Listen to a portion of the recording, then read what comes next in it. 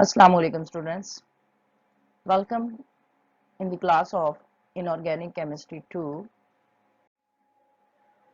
The topic of today's discussion is effect of physical and chemical properties of solvents. As you can see, this presentation is submitted by Ans Abdullah, and this is a kind of good presentation.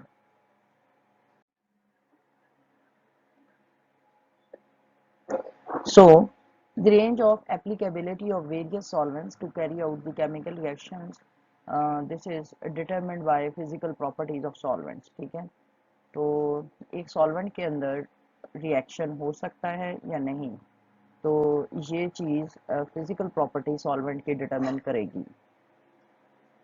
For example, the first physical property which can determine the possibility of the reaction, this is melting and boiling point.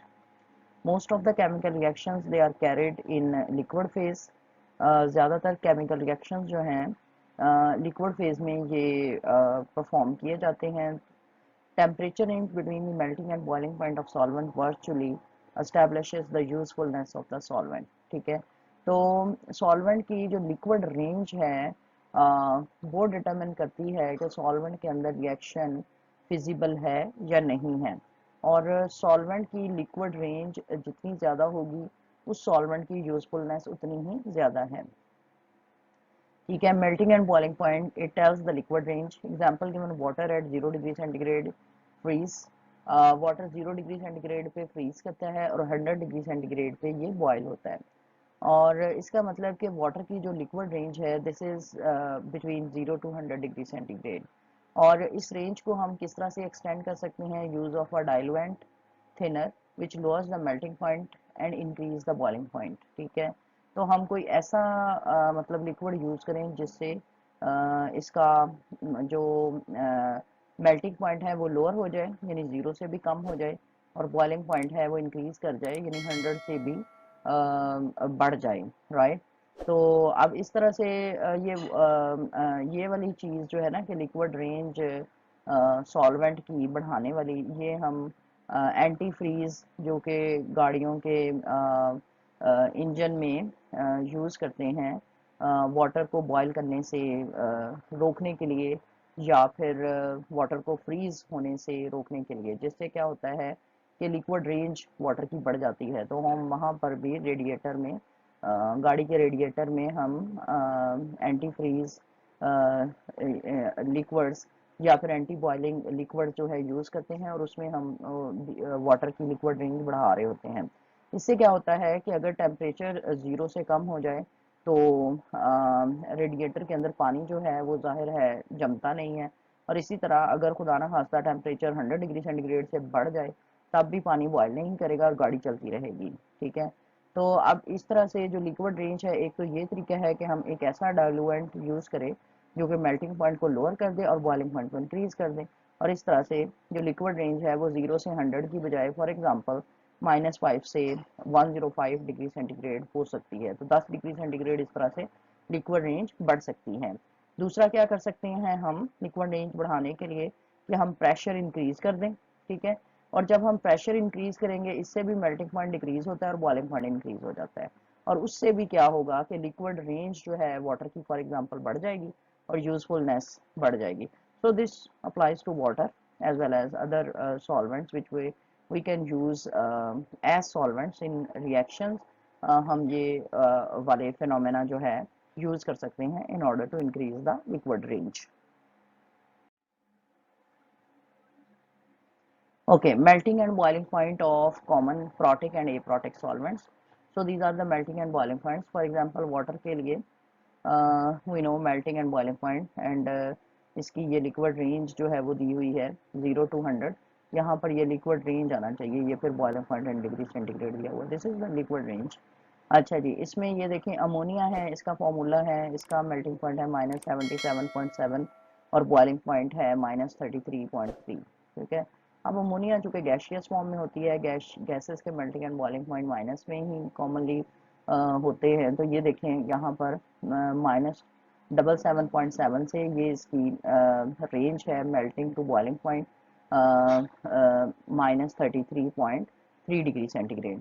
Then we have sulphuric acid, right. Sulphuric acid का formula H2SO4 है, melting point -14 है, और 438 इसका boiling point है, और extended boiling point 450 degree centigrade तक ये जा सकता है। तो ये देखें कि अब इसकी ये मेल्टिंग टू बॉइलिंग पॉइंट की जो रेंज है वो काफ़ी ज़्यादा है, -14 से 438 डिग्री सेंटीग्रेड। तो इस रेंज से इस रेंज तक इसकी यूज़फुलनेस है।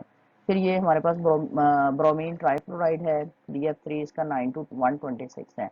Likewise hydrogen fluoride, sulphur dioxide and acetic acid. Acetic acid का इंपॉर्टेंट है मेल्टिंग एंड बॉइलिंग पॉइंट जानना, ये 16.635 है, 117.87 इसका बॉइलिंग पॉइंट है, और ये इसकी मेल्टिंग टू बॉइलिंग पॉइंट की रेंज है। अब ऐसा चाहिए आपने याद नहीं करना table, you just need to memorise the trend, ठीक है। थोड़ा सा आपने ट्रेंड याद रखना है कि वाटर का जो melting to boiling point 0 to 100 है, और फिर इसके बाद सल्फ्यूरिक एसिड का देखें, ये काफ़ी ज़्यादा डिफरेंस है मेल्टिंग टू बॉइलिंग पॉइंट में, और इसी तरह एस्टिक एसिड का फॉर एग्जांपल ये 16.635 से सो ऑन, ठीक है। तो ये इसमें आपने इसका ट्रेंड जो है उसको जहन में रखना है। H2SO4 liquid range is more as compared to water, but it is not a good solvent. अब देखें, ये हमने पिछली टेबल पे ही स्टडी कर लिया कि H2SO4 का जो लिक्विड रेंज है वो काफ़ी ज़्यादा है, but this is not useful. इसका यूजफुलनेस इसलिए, एक तो ये एसिड है तो हैंडलिंग में प्रॉब्लम है, दूसरा केमिकली ये रिएक्ट करता है जबकि वाटर जो है वो इनर्ट है, और दूसरा इसमें ये भी है कि सल्फ्यूरिक एसिड जो है मतलब ये बहुत ही स्ट्रॉन्ग डिहाइड्रेटिंग एजेंट है, तो ये फ़ज़ा को भी डिहाइड्रेट कर देगा, इवन जिस स्किन के साथ इसका इम्पैक्ट होगा उसको भी ये डिहाइड्रेट कर देगा। As sulfuric acid is diluted, it becomes more toxic because it can easily absorb in skin, as I have already told you, ठीक है। तो ये स्किन को डिहाइड्रेट कर देता है, और स्किन के ऊपर फॉरन रैशेस हो जाते हैं, क्योंकि स्किन का पानी अपने अंदर एब्जॉर्ब कर लेता है, और उस वजह से स्किन डिहाइड्रेट होके फ्रैक्चरिंग स्किन की होनी शुरू हो जाती है। अच्छा, अब इसमें if water is added to H2SO4, hydronia ion form quickly as soon as water drops added, so a large amount of heat evolves because it is an exothermic reaction. It is difficult to control and also acid boils off. So H2SO4 is drop-wise added in water to make dilute solution, so that less hydronium ion form at a time and less heat evolve. ये चीज़ हम matrix से पढ़ते आ रहे हैं कि अगर हमने acid को डाइल्यूट करना है तो हम वाटर को एसिड के अंदर नहीं डालेंगे, ठीक है। यानी क्या करना है हमने कि H2SO4 को यानी एसिड को हमने वाटर में डालना है डाइल्यूट करने के लिए। तो इसके लिए हम एक्चुअली क्या करेंगे कि जितना भी कोई डाइल्यूशन के लिए जो हमने फॉर्मूला यूज़ करेंगे, फॉर एग्जांपल जैसे M1V1 is equal to M2V2, जितना भी हमने एसिड ज़ाहिर थोड़ा लेना है और वाटर जो है ज़्यादा लेंगे, जितना भी उसका डाइल्यूशन बनाना है तो उतना एसिड लेके, तो फिर हमने क्या करना है कि उसको वाटर की जितनी मिकदार रिक्वायर्ड होगी एसिड को ड्रॉप वाइज वाटर के अंदर डाल देना है, ठीक है। क्योंकि अगर हम वाटर को एसिड के अंदर डालेंगे तो हाइड्रोनियम आयन के फौरन बनने की वजह से बहुत ज़्यादा मिकदार में हीट इवॉल्व होगी, क्योंकि ये एक एक्सोथर्मिक रिएक्शन हो जाएगा, और it will be difficult to control as well, ठीक है। अगर हम वाटर को H2SO4 के अंदर डालेंगे और उससे ये एक्सोथर्मिक रिएक्शन होने की वजह से एसिड जो है वो बॉयल भी कर सकता है, और इवन ये उछल भी सकता है, और उछल के आपके चेहरे और हाथों वगैरह पे पड़ सकता है। तो इसको अवॉइड करने के लिए हम क्या करेंगे कि हमेशा जब हमने एसिड की डाइल्यूशन करनी है तो हमने एसिड को ड्रॉप वाइज वाटर के अंदर ऐड करना है, ताकि तक कम मिकदार में हीट जो है वो एवॉल्व हो। Solvent polarity is an important thing. Polar solutes tend to be much more soluble in polar solvents and non-polar solutes in non-polar solvents. So this is like dissolve like. This is the general principle. Polar solutes enter into association with polar molecules of solvent and are readily dispersed in it. Polar solvents weaken the electrostatic forces between ions present in the solute crystals. तो अब इसकी solubility जो है वो polar dissolve in polar and non-polar dissolve in non-polar, that is like dissolve like. The reason is uh, uh, the forces of interaction between polar solutes and polar solvents, these are huge. ठीक है, यानी क्या होता है कि polar salutes में मौजूद जो आयंस हैं वो उन इंटरेक्शंस को इंटरप्ट करते हैं जो पोलर सॉल्वेंट्स के दरमियान हैं। इसी तरह जो पोलर सॉल्वेंट्स चूंकि ये पोलर हैं, ये भी आयनिक या नॉन आयनिक फॉर्म में खैर हो सकते हैं। तो अगर तो आयनिक फॉर्म में है फॉर एग्जांपल, तो वो इजीली पोलर सल्यूट्स के दरमियान जो फोर्सेस हैं उनको ब्रेक डाउन कर देंगे, और इस तरह से क्या होगा कि डिसोल्यूशन जो है वो इजीली हो जाएगी। So I mean this we have studied in the previous classes very well. Now the dielectric constant. The dielectric constant is a measure of amount of electric potential energy in the form of induced polarization that is stored in a given volume of material under the action of an electric field. ठीक है, अब dielectric constant क्या है? अब असल में dielectric constant जो है वही मटेरियल, वही एलिमेंट, वही कंपाउंड शो करता है जिसमें जो पोलर होता है आमतौर पे, ठीक है, जिसकी कैपेसिटी होती है कि यानी उसकी इनहेरेंट उसमें ये एबिलिटी होती है कि जो उसके अंदर चार्ज जो है उसको इंड्यूस किया जा सकता है।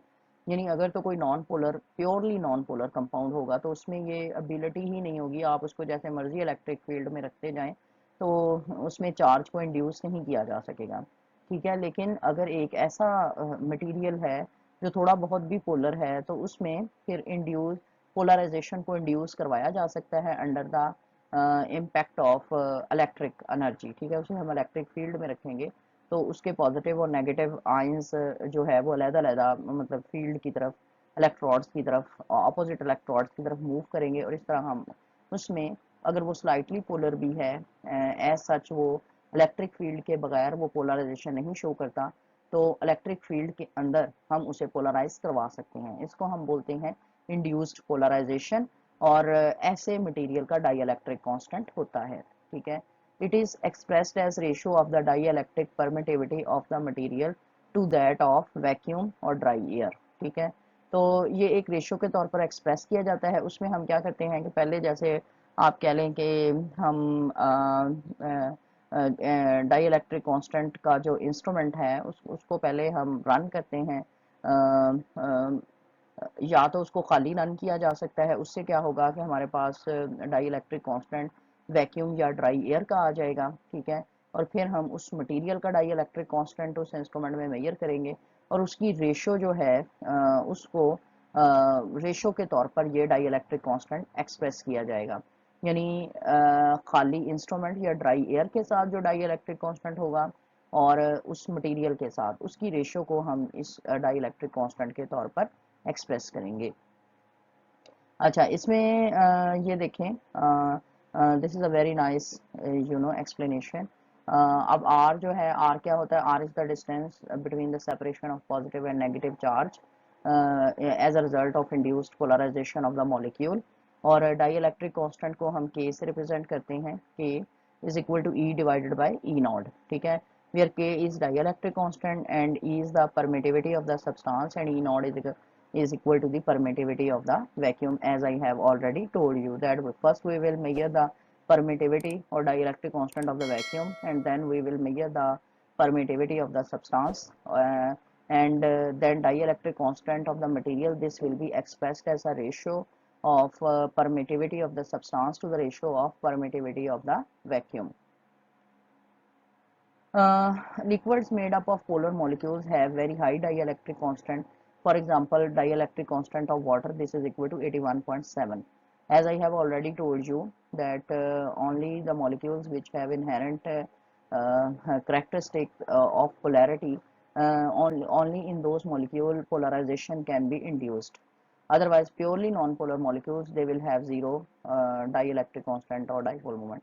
अच्छा, तो डाई इलेक्ट्रिक कांस्टेंट जो वाटर का है, चूंकि वाटर आपको पता है कि ये एक पोलर मॉलिक्यूल है, तो इसका डाई इलेक्ट्रिक कांस्टेंट है 81.7.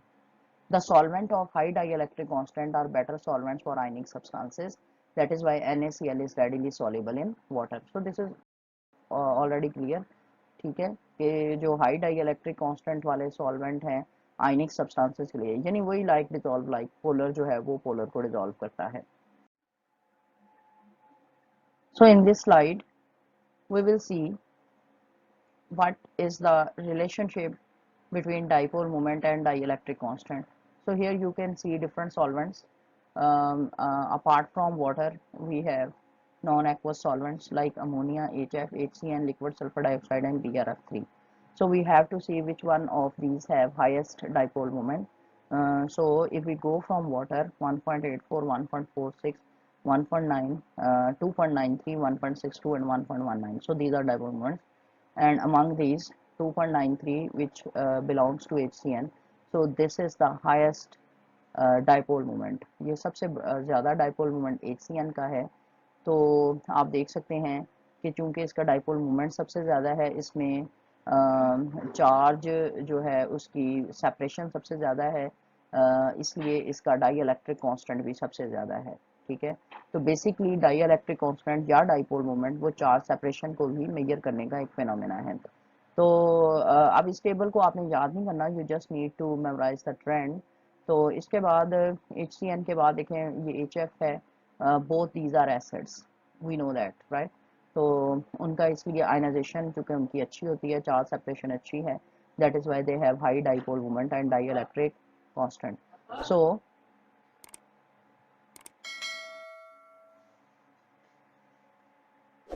even the dipole moment of HCN and HF, it is even high। ठीक है, तो इसलिए these can be a good solvents for the molecules, for the solutes which are very polar or which are ionic, right, as compared to water। लेकिन इसमें ज़ाहिर है सिर्फ हमें यही चीज़ ही नहीं देखनी होती, हमने फिजिबिलिटी भी देखनी होती है, और ये भी देखना होता है कि क्या वो सल्यूट जो है इन सॉल्वेंट्स के साथ केमिकली रिएक्ट तो नहीं करता। तो आमतौर पे चूंकि ये एसिड्स हैं तो ये रिएक्ट कर सकते हैं। So we have to consider all the factors. Okay, so this is the you know main point of this slide. Greater the dielectric constant of a coordinated solvent, more the lattice energy will be reduced and solubility will be increased। ठीक है, अब die electric constant किसी भी solvent का जितना ज़्यादा होगा और तो लैटिस एनर्जी उतनी ही कम होती जाएगी और सॉलिबिलिटी बढ़ती जाएगी। तो इसका मतलब जिस सॉल्वेंट का डाई इलेक्ट्रिक कांस्टेंट जितना ज़्यादा होगा उसमें ज़्यादा एबिलिटी होगी कि वो चार्ज सेपरेशन कर सकेगा, और जो सल्यूट की लैटिस एनर्जी है उसको वो रिड्यूस कर देगा। और रिड्यूस किस तरह से करेगा कि सल्यूट और सॉल्वेंट के मॉलिक्यूल्स के दरमियान अट्रैक्शन ज़ाहिर है प्रोड्यूस होगी, और जहाँ पर अट्रैक्शन प्रोड्यूस होती है वहाँ पर एनर्जी डिक्रीज हो जाती है, और एनर्जी के डिक्रीज होने से सॉलिबिलिटी इंक्रीज हो जाएगी, यानी सल्यूट और सॉल्वेंट के मॉलिक्यूल्स आपस में इंटरेक्ट करेंगे, और आपको पता है जहाँ भी इंटरेक्शन होती है वहाँ पर लैटिस एनर्जी डिक्रीज होती है, और लैटिस एनर्जी के डिक्रीज होने से सॉलिबिलिटी इंक्रीज होगी। Slightly polar, covalent and non-polar compounds show a high solubility in acetic acid because its dielectric constant is high। ठीक है, अब एसिटिक एसिड आपको पता है वाटर की निस्बत है तो वैसे हर एसिड, लेकिन ये वीक एसिड है। ठीक है, और इसकी आयनाइजेशन जो है दूसरे एसिड्स की निस्बत कम है। तो और इस वजह से क्या होता है कि जो स्लाइटली पोलर हैं, covalent and non polar compounds, उनकी सॉलिबिलिटी एसिटिक एसिड में ज़्यादा होगी क्योंकि इसका डाई इलेक्ट्रिक कांस्टेंट जो है वो ज़्यादा होता है। ठीक है, अब यहाँ पर हमने खैर पिछली स्लाइड में देखा था एसिटिक एसिड को स्टडी किया था उसकी प्रॉपर्टीज़ के लिहाज से, मेल्टिंग एंड बॉइलिंग पॉइंट की रेंज के लिहाज से। ठीक है, लेकिन यहाँ पर एज सच इसका डाई इलेक्ट्रिक कांस्टेंट या डाइपोल मोमेंट तो नहीं दिया हुआ, लेकिन इसको हम इस तरह से जज कर सकते हैं कि एसिटिक एसिड चूँकि इसकी आयनाइजेशन कम है, तो और वाटर की निस्बत इसकी पोलैरिटी कम है, तो इस वजह से जो स्लाइटली पोलर और कोवलेंट नॉन पोलर कंपाउंड जो हैं वो उनके लिए एसिटिक एसिड एक अच्छा सॉल्वेंट बनिस्बत वाटर के साबित हो सकता है। Okay, now the fourth property of solvent, this is viscosity, and it depends upon size of molecule, shape of molecules, and temperature. Viscosity increase with increase in size and vice versa. In regular shaped molecules, viscosity is less, and in irregular shaped molecule have more viscosity because of friction produced. ठीक है, ये चीज़ें actually हमने सारी पढ़ी हुई हैं, so I am not going to in detail. इस तरह more temperature less viscosity. Viscosity can be increased by increasing size of molecule, decreasing the symmetry, decreasing the temperature. Because at low temperature, molecules are near to each other. Example given ice, in which water molecules are near to each other. Increasing the viscosity of a liquid lowers the mobility of ion or molecule.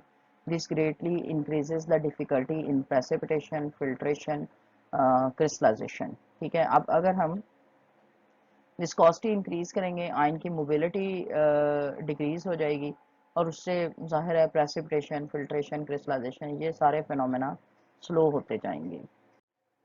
So these were about the solvent properties which can affect the rates of chemical reactions, and this was about today's lecture. In the next lecture we will meet with another topic. Till then, Allah Hafiz.